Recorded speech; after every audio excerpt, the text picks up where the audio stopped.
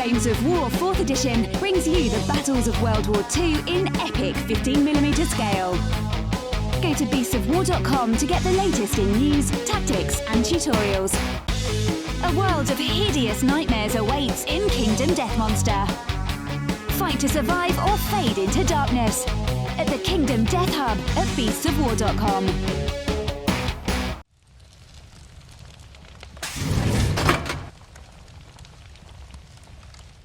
Hello everybody and welcome to this little chat video with myself, John, and my good friend here, Richard, from Chain of Command.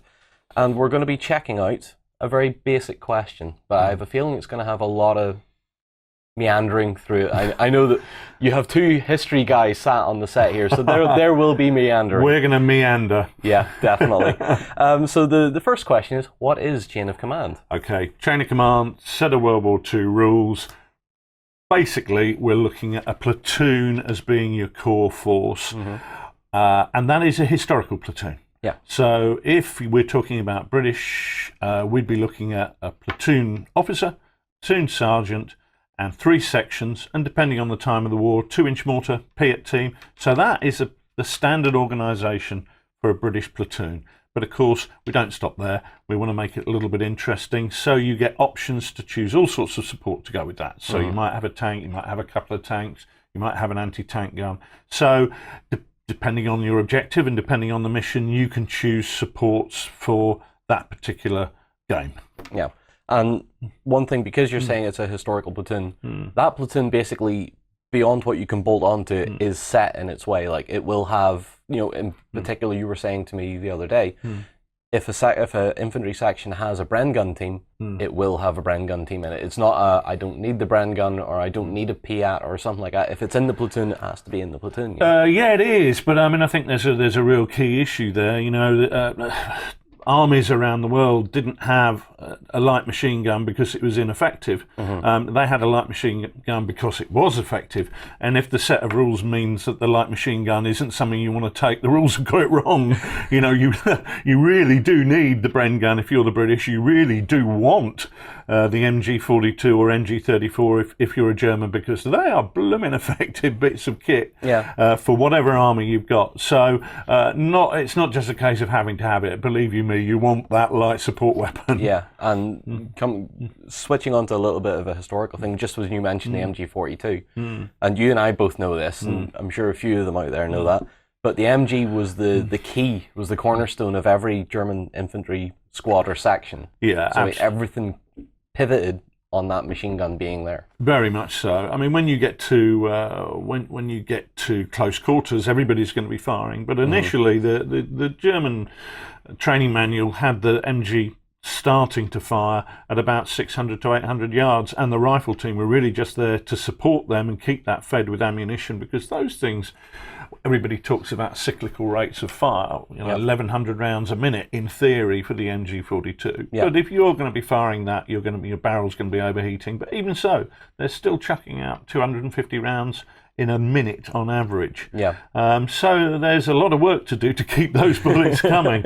But yeah, that's very much the cornerstone of your German infantry squad. And you certainly see that in Chain of Command. It is a worthwhile piece of kit, especially when it's enhanced with your squad leader controlling that fire. You know, we're not talking about, you know, 1 or 2 dice, we're talking about a 10 dice firing weapon there, and that's a powerful bit of kit. It makes it feel like it's an MG42. You know, it has a high rate of fire. It's spitting the dice out. I can assure you, when you're on the receiving end of that, you really do feel like you know what an MG42 is all about.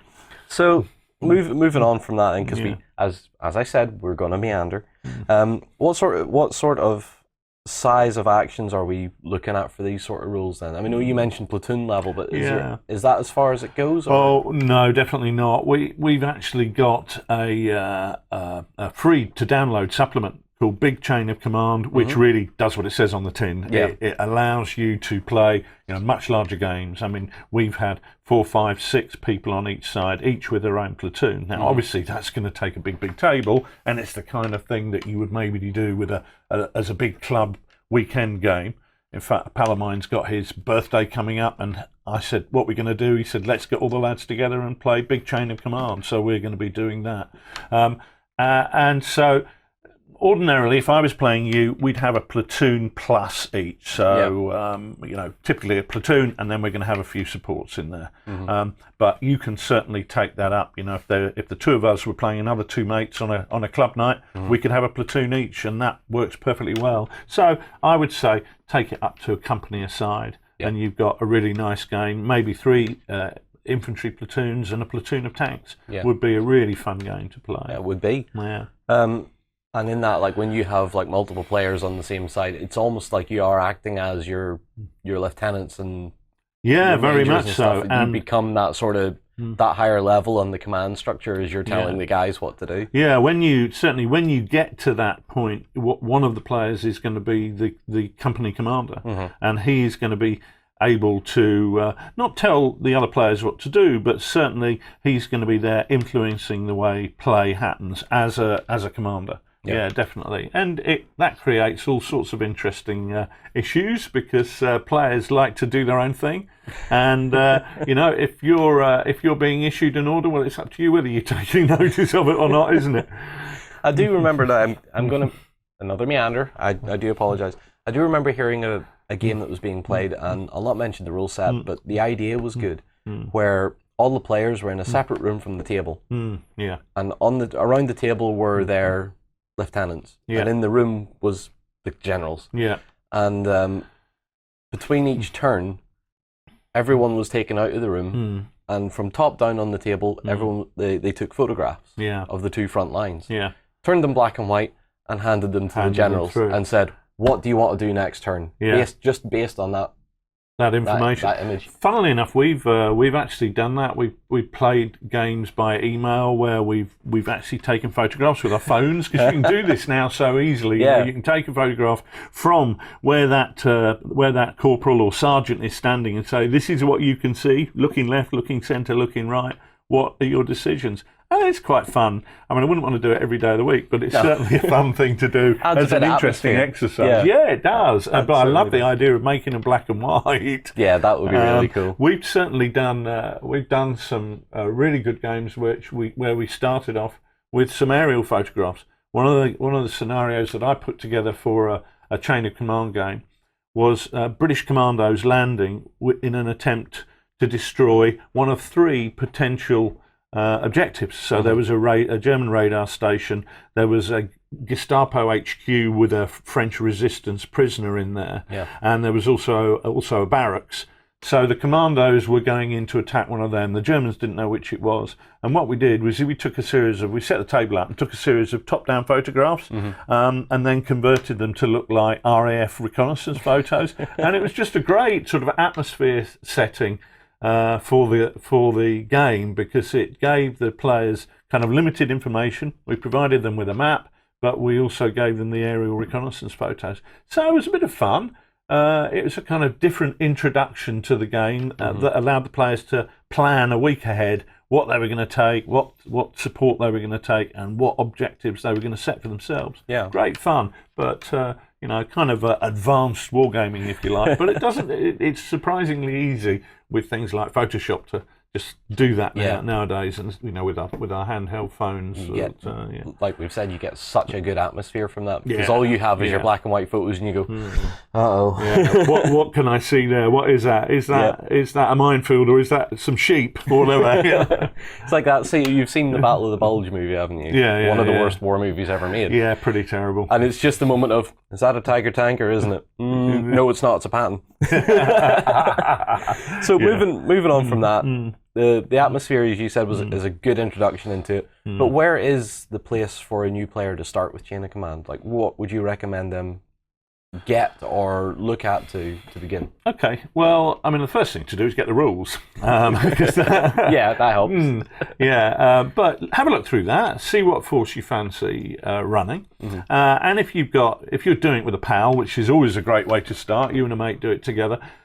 Find out, maybe he wants to play Americans, in which case you might want to play Germans, or you might want to play Japanese, depending on what army list you choose. And then you're going to have to start with your core platoon. And then what you've got there is a support list. It's really easy. You get support list 1, support list 2, support list 3, and so on up to, depending on what the level is, maybe 12 for Germans, and that would be like a Tiger 2. Yep. Support list 1 might be some sections of barbed wire. So there's potential to take some defensive bits and pieces. But probably the best thing to do is to look at that list and say, what's the most likely support I'm going to fancy using for a game? So if I was the German, I might think, I really like the idea of a tripod-mounted MG42, and I really fancy painting up that Panther. Yep. So just really start picking the things that you like the look of, and then gradually you can think, we're going to play a game next week. Maybe I'm just going to paint up this, forward observer. It's just a couple of figures, a forward observer and his telephone operator or map reader or whatever.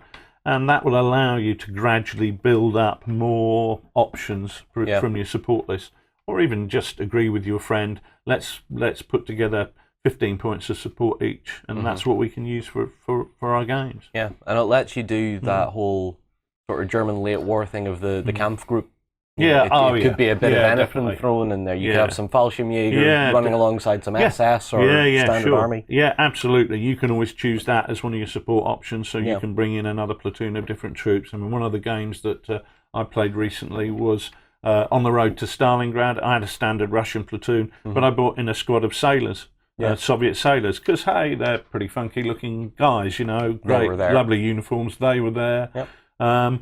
So you can mix and match according to what takes your fancy. Yeah, and especially if you are a bit of a history buff and you look through some of like the Normandy era stuff and you see elements of 21st Panzer were with these guys, or the Fallschirmjäger hooked up with these guys, and that looks cool. And it's like, I want to do that unit sort of thing. You just go ahead and do that. Yeah, absolutely. And of course, the other thing you can do is to start off with one of our pint-sized campaigns, and that can give you a lead as to what support options you need. I mean, often the pint-sized campaigns will give you fewer support options than the whole list that you get in the main rules, because let's say one of the first pint-sized campaigns we did, 29 Let's Go, just focuses on the 29th Infantry Division going from Omaha Beach up to about 5, 6, 7 miles inland, and so there they've got a fairly limited support list because they were an infantry division, so they didn't have what they had. That was exactly what they had. So that's often a good place to start, and that will get you started with like 5, 6, 7 scenarios, which will give you a really good introduction into the rules anyway. Yeah. So we've been talking a bit about Normandy and stuff like that. So does the rulebook cover the entirety of the war?